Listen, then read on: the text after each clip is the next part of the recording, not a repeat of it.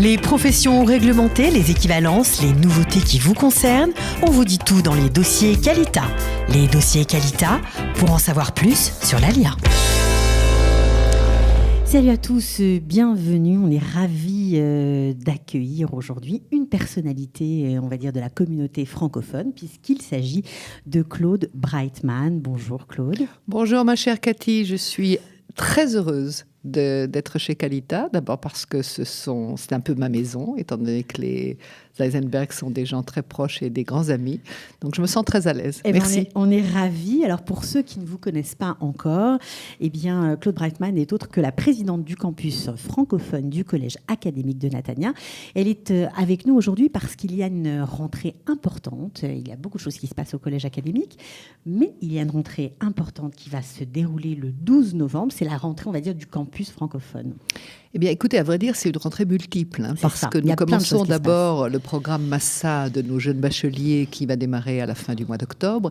Et ce programme est tout à fait remarquable, d'abord parce qu'il réussit admirablement bien, et je le dis sans fausse modestie, parce que j'en suis à la fois fière et particulièrement heureuse. Et c'est émouvant toujours de recevoir un groupe de jeunes de 17-18 ans qui sont des bacheliers et qui décident de passer un an en Israël. Et ils sont dans notre cité universitaire, sur notre campus, avec une capacité d'embrasser déjà quelques crédits académiques qui leur donneront la possibilité, d'une manière assez légère et assez détendue, de rentrer dans un cursus universitaire.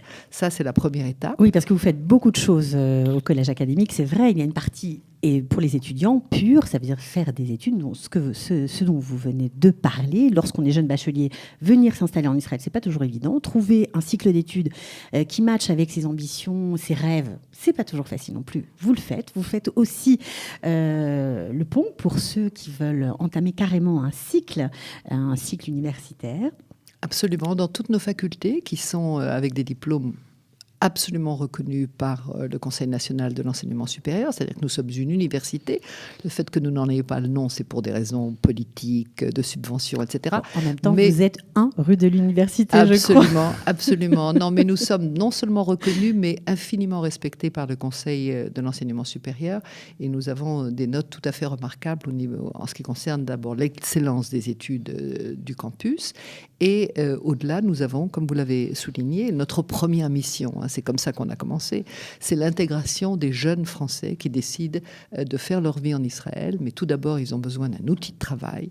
Et cet outil de travail, c'est un diplôme. Et dans toutes les facultés qu'on leur propose, que ce soit l'électronique, que ce soit les mathématiques, que ce soit le droit, ou plus classiquement la business school ou d'autres sciences humaines, eh bien, ils ont chez nous un certain nombre d'éléments qu'on ne trouve pas forcément ailleurs. Alors, on a parlé de l'excellence des études, on a parlé du niveau, mais sachez qu'à chacun de nos étudiants qui en a le besoin, nous donnons un tuteur. Oui, ça, c'est assez extraordinaire et tout à fait nouveau. C'est un espèce de programme de parrainage où vous prenez en charge, on va dire, des étudiants sous certaines conditions, évidemment. Non seulement vous les prenez en charge financièrement, mais aussi vous subvenez à leurs besoins, on va dire, personnels, et vous les aidez grâce à un programme de tutorat, on va dire, un mentor, à trouver des stages. Non seulement, mais nous donnons également à un jeune Israélien qui a besoin également d'une bourse, de devenir le tuteur, c'est-à-dire celui qui aide à étudier notre immigrant de France. Et à cet égard, si vous voulez, il se passe quelque chose de formidable. Ils apprennent à étudier ensemble, ils se connaissent, bien entendu. Et je crois que je vous l'ai dit un petit peu préalablement, on a un truc formidable qu'on n'avait pas prévu, c'est que les hormones travaillent aussi bien que le reste des échanges, et qu'il y a des mariages. Plein de mariages. Moi, ma collaboratrice Nicole Faré a une garde-robe pas possible parce que c'est juste incroyable le nombre de mariages et le nombre de britotes auxquels nous sommes conviés. Donc il y a une communauté en fait tout autour du collège. C'est des études bien évidemment, mais il y a aussi la vie qui bat derrière. Complètement. Start-up et babysitter, ça marche ensemble. Ça a changé un peu, on va dire, le visage de Natania, qui n'a pas toujours été considérée comme une ville avec une réputation universitaire, on va dire. Absolument, vous avez 1000 fois raison, et c'est ça le miracle. C'est parce qu'à l'est de Natania, autour de notre campus, il s'est passé un petit peu ce qui s'est passé il y a 50 ans à Ramat Aviv, c'est-à-dire qu'il y a une ville qui s'est créée, un véritable village pour la grande majorité francophone, parce que nos élèves restent dans cette région, et on a une 30 000 à peu près unités de bâtiments autour de nous, donc ça, c'est vraiment déjà une petite ville. Et effectivement, les gens vivent ensemble, c'est-à-dire travaillent ensemble, ont des start-up en commun, ont des idées communes, s'aident les uns les autres pour mille et une choses, et ça crée véritablement une communauté d'une très grande qualité humaine et qui a changé. L'est de Netanya, à partir de la zone industrielle qui est extrêmement moderne, avec le stade de sport qui est fantastique, avec les grands centres commerciaux qui sont tout nouveaux. La ville. Et d'un seul coup, on a une économie, on a un marché et on a un vivre ensemble qui est tout à fait remarquable. Alors justement, ce collège, ce campus francophone du collège académique existe depuis 15 ans. On aimerait connaître un peu, avant de raconter un peu tout ce que vous faites, tous les programmes que vous proposez à tous les francophones d'Israël, d'ailleurs, parce que tout le monde peut y venir. Quelle a été votre motivation ? Alors, on sait que vous êtes architecte de carrière, vous avez créé vous avez été à l'origine de nombreux musées, notamment le musée de l'Holocauste de Yad Vashem, le musée historique. Le premier, voilà. premier, oui, c'est ce qui m'a permis, en fait, qui a créé le déclic pour venir en Israël. C'était une conjonction tout à fait ahurissante, puisque une grande partie de ma famille a péri dans l'Holocauste, et le fait d'être invité à concourir pour ce premier musée, ça a pris un sens complètement messianique pour moi, et ça a changé ma vie, très clairement. Et puis, au-delà, un autre moment, il se passe des choses comme ça dans la vie, où il y a des rencontres tout à fait remarquables et qui changent le cours de votre vie. Bien que je me sois véritablement détachée de la France pour des raisons de frustration, de sentiments de trahison, avec beaucoup de peine et beaucoup de douleur au cœur, parce que les mots, la France, parce que votre famille a péri. Bien sûr, enfin une partie de ma famille a péri dans l'Holocauste, donc ça pour moi c'était impardonnable. J'ai eu beaucoup de mal. J'ai occulté la France pendant une 30aine d'années, jusqu'à ce moment très particulier de cette grande dame, Madame Simone Veil, qui était une amie de maman et à qui on ne pouvait pas dire non de toute façon, parce qu'elle avait le caractère qu'il fallait pour exiger un certain nombre de choses et pour comprendre qu'il y avait un moment où il fallait que les choses changent. Elle a été nommée à la tête de la Fondation de la Shoah. Et c'est à ce moment-là que le président Chirac a décidé de prendre toute la responsabilité du gouvernement de Vichy et de la France à l'époque de la collaboration et de demander pardon. Et donc c'est à ce moment-là qu'elle m'a dit, écoute, je sais que c'est trop tard pour ton père et ta mère, mais en leur mémoire, pour eux, j'aimerais bien que tu sois à côté de moi. Et c'est ce que j'ai fait. J'ai été là-bas. Donc vous avez assisté à ce fameux discours historique de Jacques Chirac. C'était bouleversant. Je vais vous dire, c'était évidemment trop tard, mais quelque part de voir ce grand pays enfin reconnaître ses fautes et cette trahison épouvantable vis-à-vis de la communauté juive de France, ça a marqué quand même un pas, si vous voulez, dans cette reconnaissance. Il y a eu d'autres choses, il y a eu l'Algérie après, etc. Mais ça a fait un déclic, ça a eu un effet... Écoutez, ça m'a complètement bouleversée, ça m'a profondément émue, ça m'a redonné quelque part, si vous voulez, un certain respect pour la France. Parce qu'un président de la République, qui même 50 ans après, c'est tard, mais c'est jamais trop tard pour demander pardon. On est à la veille de Kippour maintenant, donc on est tout à fait dans cet esprit-là. Il a demandé pardon. Il a bien fait comprendre qu'il n'était pas question de changer la réalité de ce que c'était à l'époque. Et ça a pris tout son sens pour moi. Et donc, à partir de ce moment-là, avec infiniment de joie, parce que... Mais bien sûr, parce qu'en fait, on n'attendait que ça. Bien sûr, on a toujours envie de rentrer un petit peu chez soi et de se retrouver, de retrouver une certaine dignité de lien avec les gens qu'on a aimés, avec les lieux qu'on a aimés, avec les odeurs qu'on a aimés, avec tous ces moments son passé, son histoire, tout simplement. Absolument. Et donc, c'est à partir de là que les choses ont changé. Et puis, ça s'est fait d'une manière un petit peu inattendue. J'ai été, à la suite du mémorial d'Yitzhak Rabin que j'avais dessiné à l'époque, on m'a demandé dans plein d'endroits en Israël de faire des mémorials, ce qui n'était pas mon métier. Je n'avais fait que pour Yitzhak Rabin. Je ne pouvais pas dire non à tout le monde.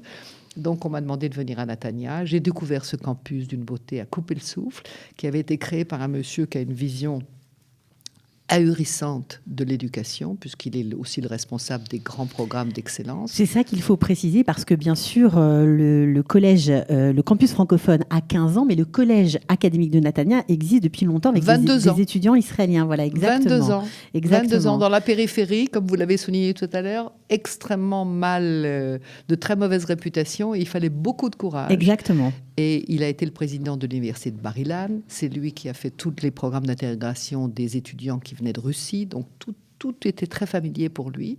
Et tout simplement, comme ça, en prenant un café, comme je suis en face de vous maintenant, et que je lui ai dit mon admiration pour tout ce qu'il avait fait, je lui ai simplement dit à l'époque, comme ça, en rigolant, je lui ai dit, mais Israël est complètement tourné vers la culture anglo-saxonne, il serait peut-être temps de faire quelque chose pour les Français. Ben, il m'a dit, c'est la meilleure idée que j'ai entendue depuis longtemps, faites-le. Vas-y. Voilà. Et And the rest is history. Voilà, c'est parti comme ça. Voilà. Okay. Donc aujourd'hui, vous accueillez, on va dire, environ 60 étudiants, premier cycle, c'est ça ? Nouveau, 60 étudiants. Donc nouveau. on a chaque année environ 150, 160 étudiants français sur le campus, sur le collège, dans le collège, qui font un bruit pas possible. On n'entend que parler le français. À la cité universitaire, ils ont la culture, l'esthétisme, l'élégance des Français. Donc, ils s'habillent autrement, ils parlent autrement. C'est une vraie joie de les avoir. Et ça se passe très, très bien, puisqu'on a une magnifique cité universitaire avec plus de 600 chambres et studios à leur disposition, ce qui est quand même remarquable. C'est un petit peu un campus à l'américaine. On a été classé le plus beau campus d'Israël par le journal Haaretz.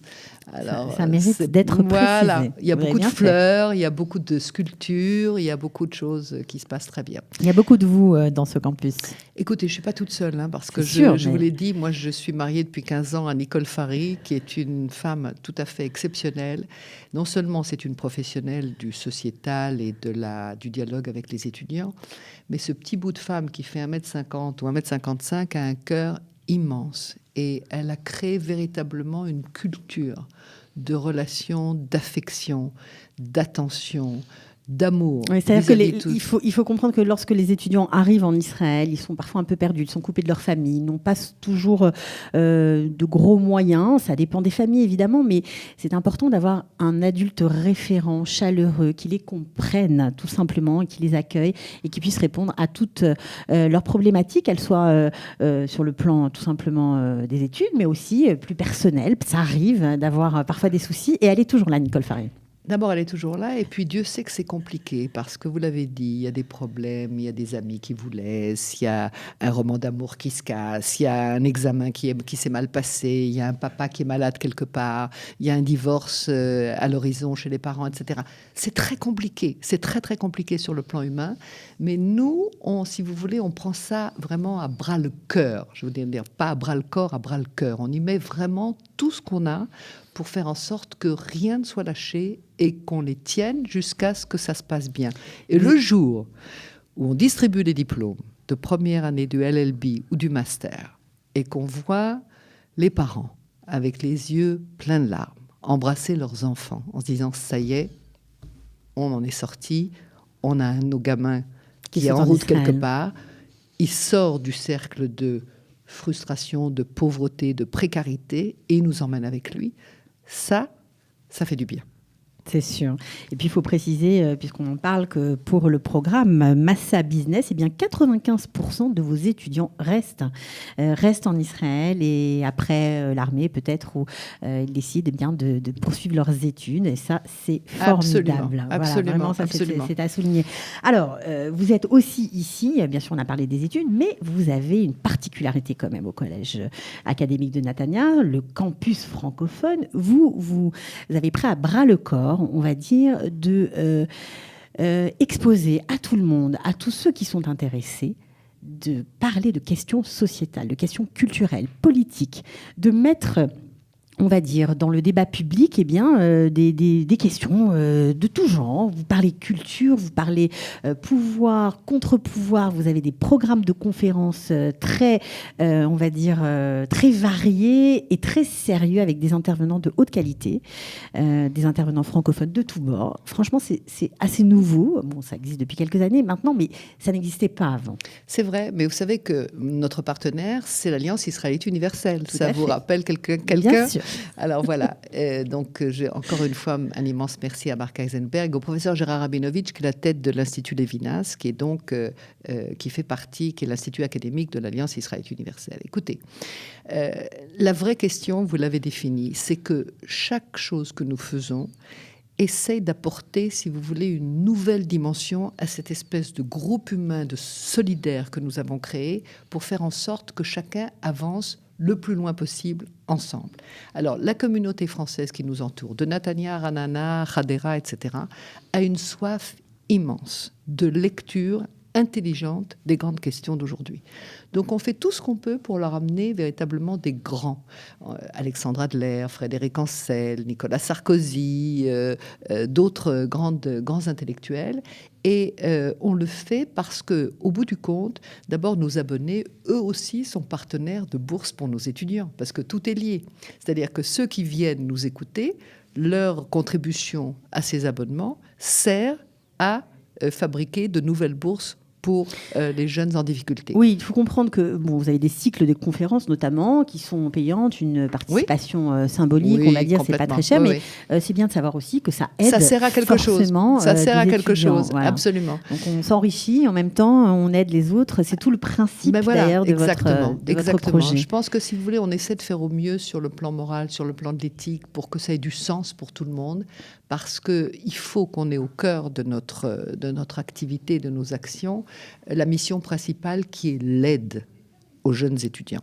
Alors, cette année, on a un sujet qui, à mon avis, est fantastique. Ça s'appelle Pouvoir et contre-pouvoir. Et on va parler de tous les aspects économiques, les aspects légaux, les aspects internationaux. Alors, on va avoir... C'est un cycle de conférences qui va s'étaler jusqu'à quand ? Alors, on a 13 rencontres cette année, jusqu'au mois de juin, et on terminera avec Bernard-Henri Lévy à la fin du mois de juin. Donc, le thème, c'est Pouvoir et contre-pouvoir. Pouvoir et contre-pouvoir. Alors, on va commencer d'abord par une lecture des grands chaos d'aujourd'hui, cette espèce de mouvance ahurissante qui existe en Europe, les migrants, le Brexit, etc. Alors, on va avoir un analyste politique tout à fait remarquable, qui est Jean-François Copé, qui, par ailleurs, est un de nos amis les plus fidèles. Il a été, dès le premier jour, en 2003, à nos côtés de ce jeune collège qui était complètement inconnu à Paris, et il a trouvé que ça avait du sens et que ça allait se développer, et il nous a véritablement encouragés. Donc, on commence avec lui. Ensuite, on aura Jean-François Zimray, qui est un immense pacifiste, c'est un monsieur qui s'est battu pour les droits de l'homme depuis qu'il est dans la profession de diplomate. Il est aujourd'hui ambassadeur au Danemark. Et il nous parlera de l'influence et du pouvoir des grandes organisations internationales. Et Dieu sait si en Israël, on en souffre et on se demande à quoi ça sert et si véritablement un jour on aura à nos côtés ces grandes voix pour essayer de mieux nous comprendre. Il va essayer un petit peu de nous dévoiler comment il faudrait s'y prendre, puisque tout est une question de diplomatie.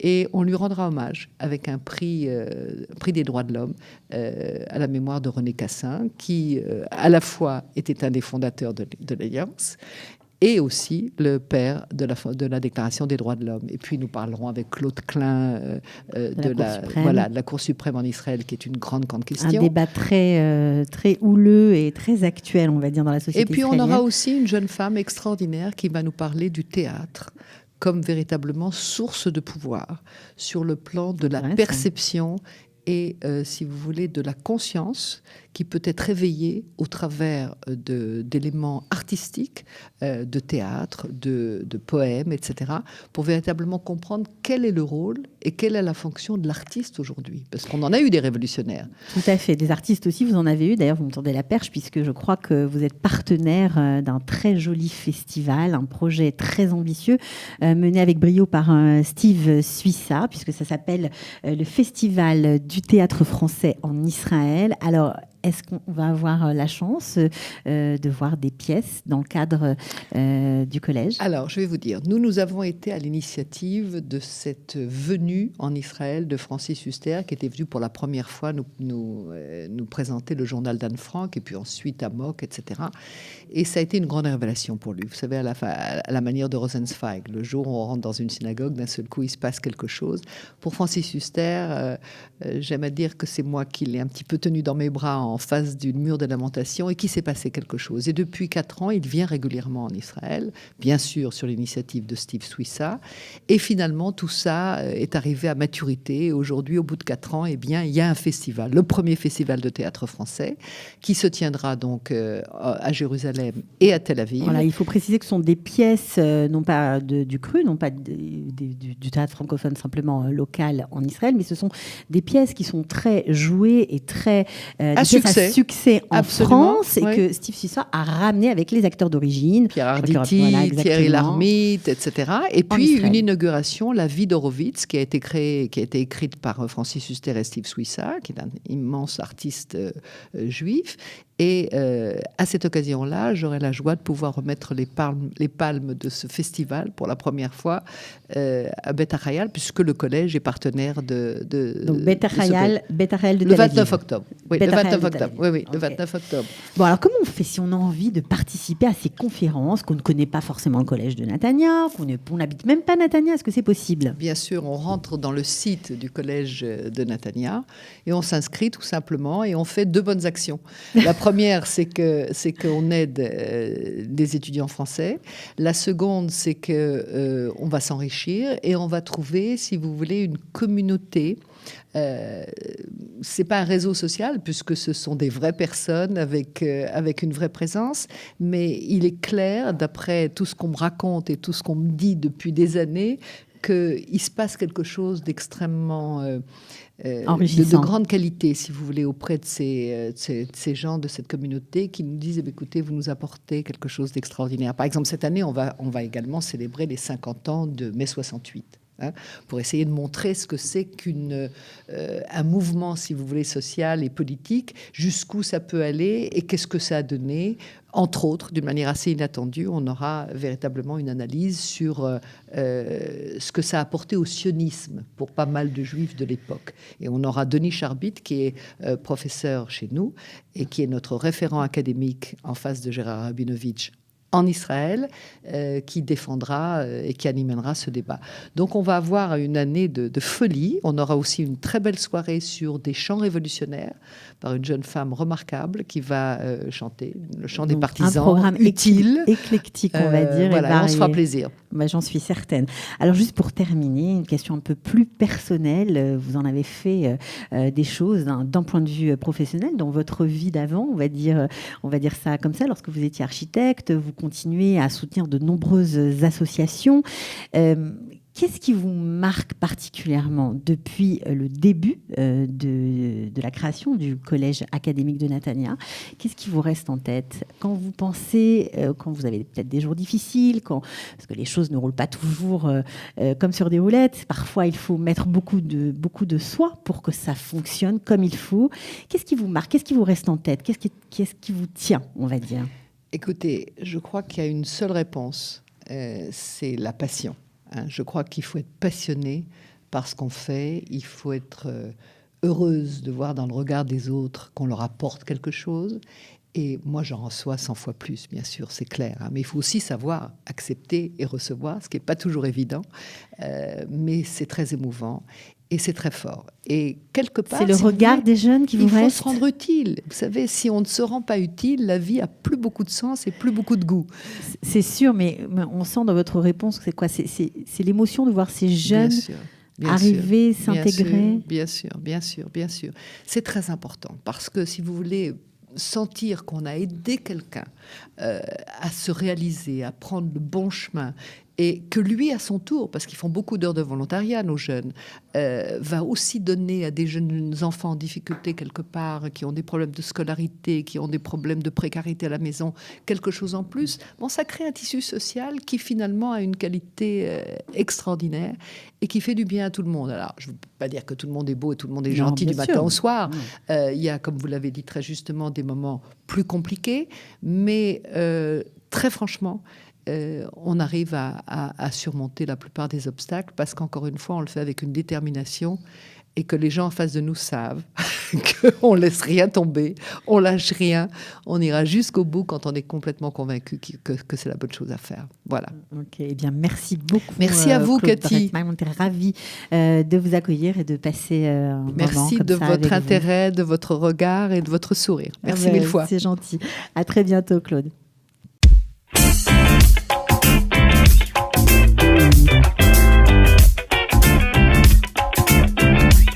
Les professions réglementées, les équivalences, les nouveautés qui vous concernent, on vous dit tout dans les dossiers Qualita. Les dossiers Qualita, pour en savoir plus sur l'ALIA.